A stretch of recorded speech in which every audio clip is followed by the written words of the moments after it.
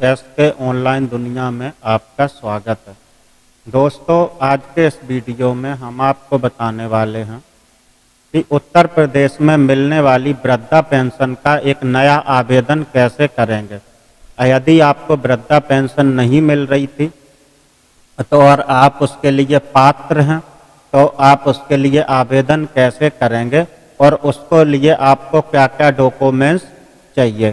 तो दोस्तों, पहले बात कर लेते हैं डॉक्यूमेंट्स की। तो वीडियो शुरू करने से पहले दोस्तों एक बार ज़रूर आपसे कहना चाहेंगे, यदि मेरे द्वारा दी हुई जानकारी आपको अच्छी लगे तो कृपया मेरे चैनल एस के ऑनलाइन दुनिया को सब्सक्राइब कर लें ताकि हम आपको ऐसे ही जानकारी वाले वीडियो आप तक पहुंचते रहें। तो दोस्तों, सबसे पहले डॉक्यूमेंट्स की बात करते हैं। डॉक्यूमेंट्स में आपको चाहिए एक आधार कार्ड, एक बैंक खाता जो आधार से लिंक होना चाहिए, डीबीटी एनपीसीआई उसके अंदर सारा कुछ लिंक होना चाहिए, अकाउंट के अंदर आधार लिंक होना चाहिए। यानी टोटल आपको ये चीज़ें चाहिए है, एक आधार कार्ड, एक बैंक अकाउंट, एक आपकी जिनका राशन कार्ड है वो अपने राशन कार्ड की संख्या, या जिनका राशन कार्ड धारक नहीं है उन्हें फैमिली आईडी चाहिए, और साथ ही साथ आपका आधार से मोबाइल नंबर लिंक होना चाहिए। और उसके बाद आपको चाहिए आय प्रमाण पत्र जो कि ग्रामीण क्षेत्र में कम से कम 45,000 से 48,000 तक मान्य रहेगा। उसके आगे आप पेंशन नहीं ले सकते। तो दोस्तों, मैं आपको सारा कुछ बताऊंगा। आप मेरे डेस्कटॉप या कंप्यूटर को आपको ओपन कर लेना है। यदि आपके पास मोबाइल है तो मोबाइल के गूगल क्रोम में जाके उसको डेस्कटॉप मोड सेटिंग कर लेनी है। तो दोस्तों, उसके लिए चलो आपको हम ले चलते हैं हमारे कंप्यूटर स्क्रीन पर ताकि आपको साफ और स्वच्छ जानकारी मिले। तो दोस्तों, अपने क्रोम में आने के बाद यहाँ आपको सर्च बार में टाइप कर लेना है SSPY स्पेस यूपी।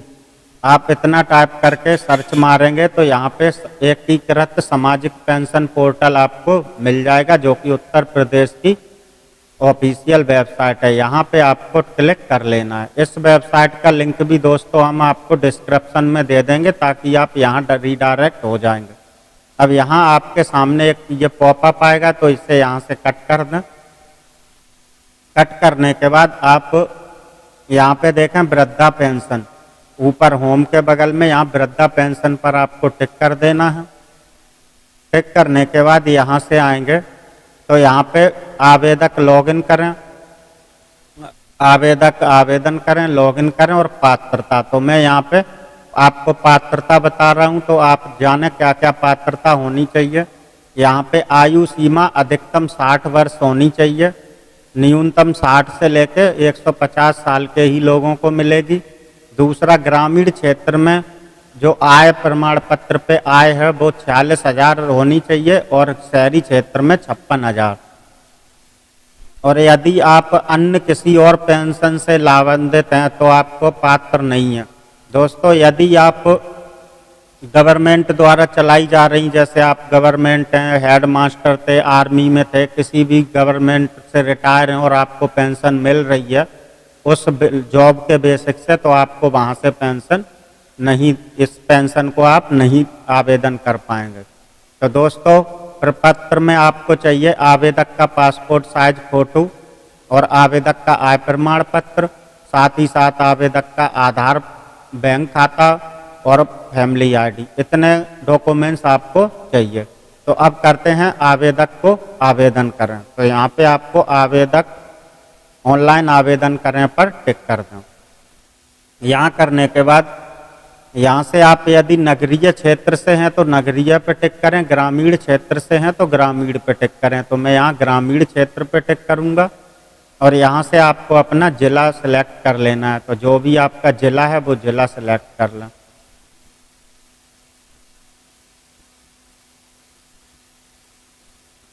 तो मैं यहाँ जिला सेलेक्ट कर ले रहा हूँ। यहाँ से आपको अपनी तहसील सेलेक्ट कर लेनी है। तो दोस्तों, जो भी आपकी तहसील है वो यहाँ से ग्रामीण पे टिक करके यहाँ से अपनी तहसील सेलेक्ट कर लें। तो मैं तहसील सेलेक्ट कर ले रहा हूँ। यहाँ से आपको अपना ब्लॉक सेलेक्ट कर लेना है। तो जो भी ब्लॉक है वो ब्लॉक सेलेक्ट कर लें यहाँ से, और यहाँ से अपनी ग्राम पंचायत सेलेक्ट करेंगे और यहाँ से अपना गांव सेलेक्ट करेंगे। तो मैं यहाँ से अब ब्लॉक सेलेक्ट कर ले रहा हूँ। दोस्तों मैं सारी जानकारी आपको बता दे रहा हूँ यहाँ पे क्या क्या आपको भरना है। यहाँ अपना ब्लॉक सेलेक्ट करें, यहाँ पे ग्राम सेलेक्ट करें, यहाँ पे गांव सेलेक्ट करें। उसके बाद यहाँ पे अपना आधार में जो नाम अंकित है वो आधार नाम डालें। यहाँ पे मेल फीमेल जेंडर सेलेक्ट करें, यहाँ पे जन्म तिथि सेलेक्ट करें, यहाँ पता पति का नाम सेलेक्ट करें, यहाँ श्रेणी किस जाति से हो, SC OBC जर्नल जो भी है। यहाँ पे मोबाइल नंबर डालें और उसी मोबाइल नंबर को दोबारा से यहाँ कन्फर्म में डाल दें। उसके बाद यहाँ पे आवेदक का पूरा पता डालें। उसके बाद यहाँ बैंक विवरण डालना है। यहाँ पे आपको बैंक का नाम डालना है, यहाँ बैंक का नाम डालें, यहाँ शाखा का नाम डालना है, यहाँ खाता संख्या डाल लेनी है और यहाँ पे आपको खाता संख्या को दोबारा एंटर करना है। यहाँ पे IFSC कोड डाल लेना। उसके बाद दोस्तों स्क्रॉल डाउन करेंगे, यहाँ पे आपको आय का विवरण में आपको भरना है आय प्रमाण पत्र का आवेदन संख्या और यहाँ पे आय प्रमाण पत्र का क्रमांक। उसके बाद यहाँ पे दस्तावेज में आपको एक रंगीन पासपोर्ट साइज की फ़ोटो अपलोड करनी है और यहाँ पे आयु संबंधी आधार कार्ड अपलोड कर सकते हैं। उसके बाद टिक करें और सबमिट पर टिक करें। तो दोस्तों मैं सारी जानकारी भर ले रहा हूँ, उसके बाद आपको बताऊंगा। तो दोस्तों यहाँ पे आपको आय का विवरण डाल लेना है, यहाँ पे आपका आय प्रमाण पत्र आवेदन संख्या और यहाँ पे आय प्रमाण पत्र क्रमांक संख्या दोनों डाल के यहाँ पे आपको एक फ़ोटो चॉइस कर लेनी है जो कि 20 KB से कम हो JPG फॉर्मेट में, और यहाँ पे आपको आधार कार्ड अपलोड कर लेना है जो कि 200 KB से कम हो। तो मैं यहाँ पे आधार कार्ड PDF फॉर्म में अपलोड कर दिया है। तो मेरा यहाँ आधार PDF फॉर्म में आ चुका है। उसके बाद आपको थोड़ा स्क्रॉल डाउन करना है और यहाँ पे टिक करना है और यहाँ पे ये वाला कैप्चा आपको फिल कर देना है। तो मैं कैप्चा फिल कर दे रहा हूँ। कैप्चा फिल करने के बाद यहाँ पे सबमिट पर आपको टिक कर देना है।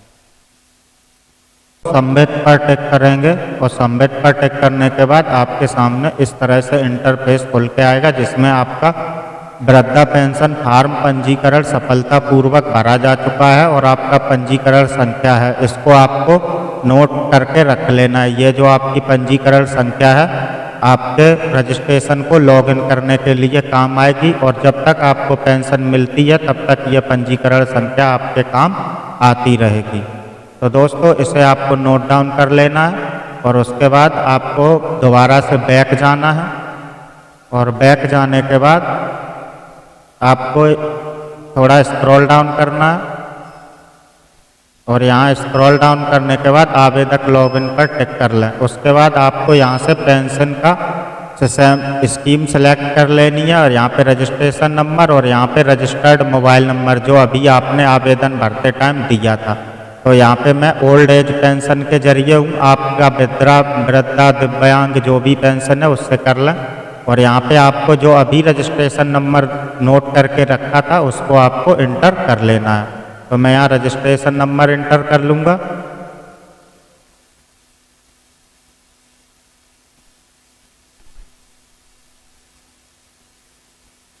और यहाँ पे मोबाइल नंबर इंटर कर दूँगा और सेंड OTP पर टिक कर देना है।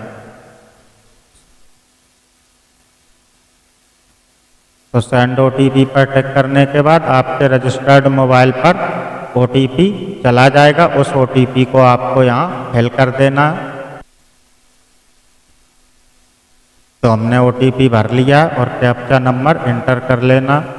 मैं यहाँ कैप्चा नंबर इंटर कर लूँगा और उसके बाद आपको लॉगिन पर टिक कर देना है। तो दोस्तों लॉगिन करने के बाद आपके सामने इस तरह से इंटरफेस आएगा। यहाँ पे एक स्टेप ओके हो चुका है और आपको दोनों स्टेप ओके करने हैं। एक application pending for final lock और दूसरा application pending for Aadhaar verification. तो उसके लिए आप आधार वेरिफिकेशन यहाँ से करेंगे और दोस्तों जब तक आप आधार वेरिफिकेशन और एडिट लॉक एप्लीकेशन फॉर्म नहीं कर लेंगे तब तक आपका पूरा फॉर्म कंप्लीट नहीं होगा। तो दोस्तों इसे करने के लिए आपको एडिट लॉक और एप्लीकेशन फॉर्म पर टिक करके वहाँ से आपको लॉगिन करना है। तो मैं आपको बताऊंगा कि आप यहाँ से एडिट लॉक पर टिक कर दें और टिक करने के बाद यहाँ से आप अपने फॉर्म में जो भी गलतियाँ हैं वो सुधार सकते हैं और अच्छे से चेक कर लें, जो भी गलती है उसे सुधार लें। और अगर नहीं गलती है तो यहाँ पे टिक करें, मैं घोषणा करता हूँ पे। और उसके बाद यहाँ से नीचे आके कैप्चा फिल करना है आपको, तो ये वाला कैप्चा फिल कर दें। तो मैंने कैप्चा फिल कर लिया। कैप्चा फिल करने के बाद यहाँ पे अब अगर आपको डिटेल अपडेट करनी है तो वहाँ करें, वरना फाइनल सबमिट पर टिक करके ओके कर दें। ओके करने के बाद सक्सेस फ्रॉम फाइनली सबमिटेड यहाँ पे लिख जाएगा आपका पॉपअप में, और यहाँ से आपको अब ओके कर देना है। तो ओके करने के बाद आपको सामने इस तरह से 2 स्टेप कंप्लीट हो जाएंगे। अब आपको करना है तीसरा स्टेप कंप्लीट। तो उसके लिए आपको करना क्या है कि आधार ऑथेंटिकेशन पे टिक कर लेना है। तो यहाँ टिक करने के बाद आपकी डिटेल आ जाएगी और नीचे आपको स्क्रॉल डाउन कर लेना है। यहाँ जो भी डिटेल है वो अच्छे से चेक कर लें। अब आपको आधार और ऑथेंटिकेशन करना है, जिसके अंदर आपको आधार नंबर, फीमेल और जन्म तिथि भरनी है। और उसके बाद आपको यहाँ सत्यापन में 3 ही बार प्रयास करना है। तो दोस्तों अगर आप 3 बार में फेल हो जाते हैं तो आपका आधार सत्यापन नहीं होगा। तो दोस्तों मैंने यहाँ आधार कार्ड नंबर डाल लिया, यहाँ पे आपको जन्म तिथि डाल लेनी है। तो मैं यहाँ जन्म तिथि डाल लूँगा। जो भी आधार कार्ड पे जन्म तिथि है उस जन्म तिथि को यहाँ से आपको फिल कर लेना है। तो मैं यहाँ जन्म तिथि फिल कर लूँगा। तो जन्म तिथि फिल करने के बाद स्क्रॉल डाउन करेंगे और यहाँ से आपको UIDA की आई से मेरे आधार सत्यापन तथा करने के लिए यहाँ पे सारा कुछ डिटेल फिल करने के बाद आपको यहाँ से एक टिक करना है, आई कंसल्ट देना है। और कंसल्ट देने के बाद यहाँ से कैप्चा फिल कर दें। तो मैं कैप्चा फिल कर चुका हूँ। और कैप्चा फिल करने के बाद आपको अच्छे से देख लें, आपको 3 ही बार मिलेगा। दोस्तों यहाँ बहुत ही सावधानी पूर्वक करना होता है। अगर 3 बार में आप विफल हो जाते हैं तो आपको फिर पेंशन का फॉर्म सीधा समाज कल्याण आपके ऑफिस से ही होगा, बाकी का आप कुछ नहीं कर सकते यहाँ से। तो दोस्तों उसके लिए आपको सारा कुछ भर के और क्लिक टू आधार ऑथेंटिकेशन पे टिक करके ओके कर देना है।